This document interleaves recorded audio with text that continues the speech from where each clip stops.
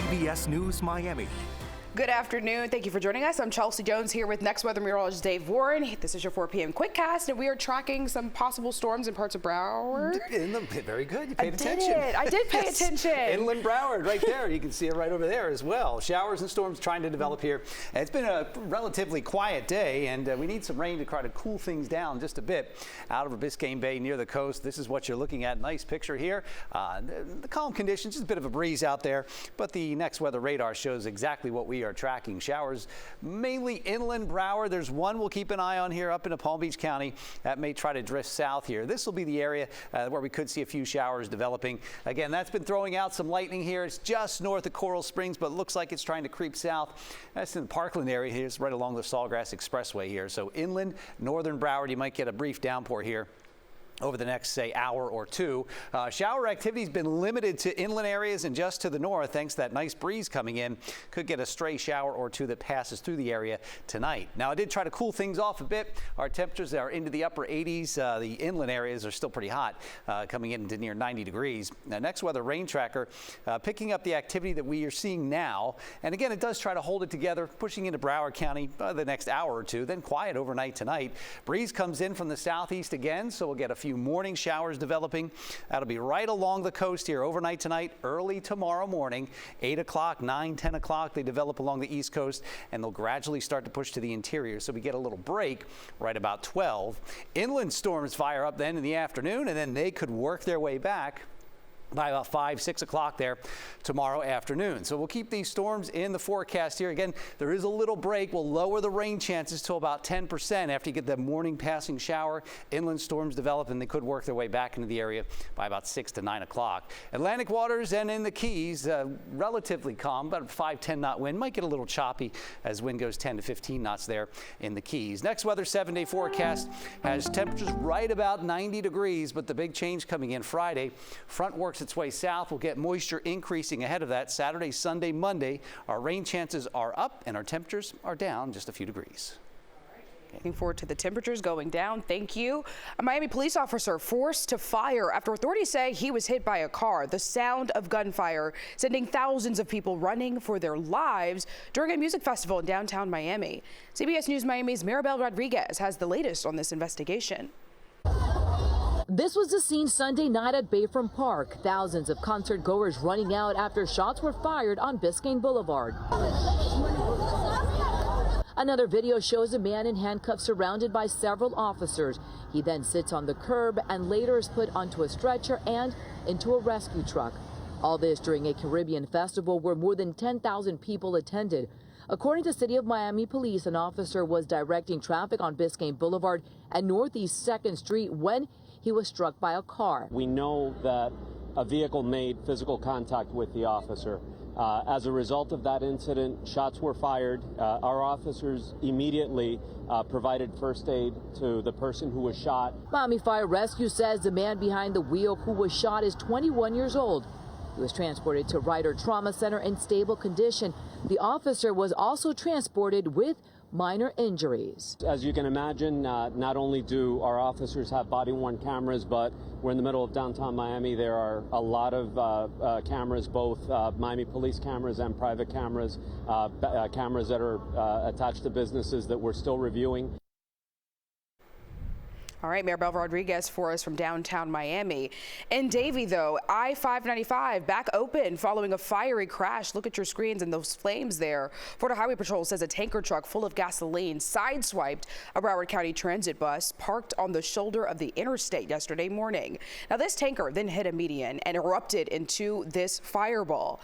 The tanker's driver was rushed to the hospital and treated for minor burns. All westbound lanes were closed for nearly 11 hours as fire rescue and hazmat crews did work that scene. And we have new details about the restaurant that exploded in Florida City, sending 10 people to the hospital. This all happened at Caribbean's Heart, a new restaurant that was supposed to open on Saturday. The blast caused a partial roof collapse and the entire strip mall was closed off. Those who live nearby told CBS News Miami that the owner of the business put his life savings into it and that he was actually one of the people who were hospitalized. Miami-Dade Fire Rescue says that the restaurant was closed at the time of the explosion. Officials are still investigating the cause. President Trump has some harsh words for Russian President Vladimir Putin after a weekend of attacks on Ukraine. It comes a week after the two leaders had a 2-hour phone call to discuss a ceasefire between Russia and Ukraine. CBS News Miami's Natalie Brand has the latest. President Trump marked Memorial Day by honoring U.S. service members killed in conflict amid an escalation in Russia's war with Ukraine. Ukrainian officials say over the last 48 hours, Russia launched its biggest drone attack since the start of the war. An assault this weekend killed more than a dozen people. Officials say more than 350 drones hit 30 cities, sending civilians running for shelter. This mom says she grabbed her child and covered it in a blanket for protection. I'm not happy with what Putin's doing. He's killing a lot of people. President Trump told reporters he's considering sanctions against Russia, and on social media said Putin has gone absolutely crazy. The president added, "I've always said that he wants all of Ukraine, not just a piece of it. But if he does, it will lead to the downfall of Russia." President Trump's sharp tone towards Putin comes a week after they spoke by phone, and he said Russia and Ukraine would immediately begin ceasefire negotiations. We're in the middle of talking, and he's shooting rockets into Kiev and other cities. I don't like it at all. Ukrainian President Volodymyr Zelensky, in a statement, said Russia's disregard for diplomacy and refusal even to consider a ceasefire must be met with a freeze on Russian finances and a halt to its oil trade.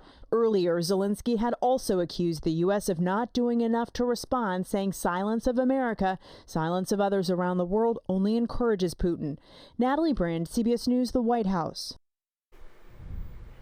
On this Memorial Day, we honor the lives of U.S. service members who died while serving our country. Several ceremonies were held this morning. CBS News Miami's Terry Hornstein reporting from Miami Beach, where the city honored the lives lost.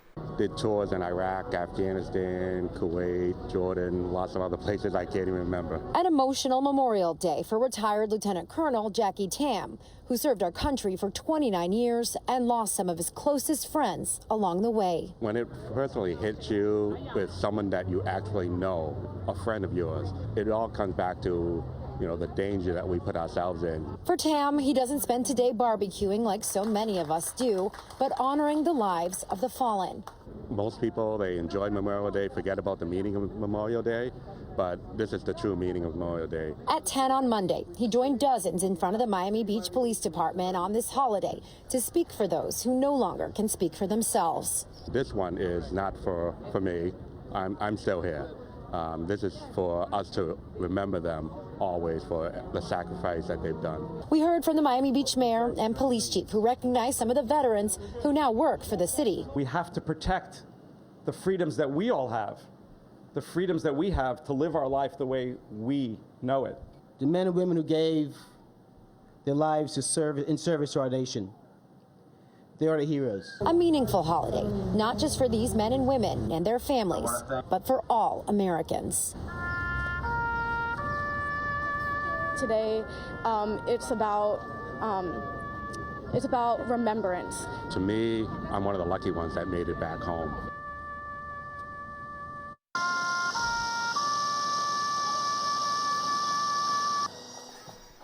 And in Fort Lauderdale, the city held a tribute at Lauderdale Memorial Park Cemetery. Dozens showed up to reflect on the lives lost, the countless service members who died in service to our country. Many in the crowd were veterans remembering their fellow service members, including a 104-year-old World War II veteran. Hear his story tonight on CBS News Miami at 6. And when we come back, quite a sight in Hawaii. This story next. I'm Lisette Gonzalez. Tomorrow on CBS News Miami Morning Edition. After the long holiday weekend, I'll have the forecast to help you plan your return to work and school. Plus, is it okay to use a coupon on a first date? I think I know the answer here. But with the cost of just about everything going up, what some Americans are saying about cheap dates tomorrow at 6. She's South Florida's queen of pop and the Latin music icon. Now Gloria Estefan is back with something you haven't done in 18 years. Woo! And CBS Miami is the first one to give you the story of my new album, Raíces. Tonight at 11. Millions of Americans are returning today from Memorial Day weekend destinations. There have been travel issues, though, over the weekend for reasons including nasty weather and odd behavior. A scary moment thousands of feet up in the skies. Video capturing this passenger being zip-tied and restrained by flight crews and other passengers on an all-Nippon Airways plane after he allegedly tried to open the emergency exit doors mid-flight. Now, this man was escorted off the plane in Washington by police who say he was having a medical crisis and happened during the height of the Memorial Day travel rush, which has been a record breaker.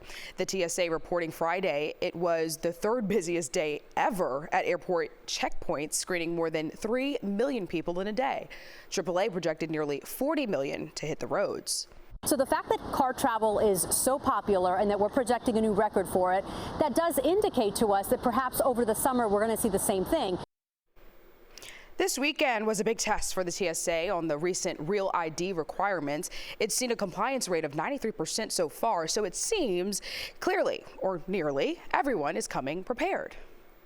Now we want to get to a sight to see in Hawaii. Take a look at this. The Kilauea volcano spewed lava more than 1,000 feet into the sky. The U.S. Geological Survey said it began at 4:15 p.m. local, which was about 10:15 for us last night. The eruption remained confined to the crater, but people nearby may notice volcanic gas and fog, which is volcanic smog, depending on wind conditions. That'll do it for the CBS News Miami Quickcast. We'll see you again tonight on CBS News Miami at 5.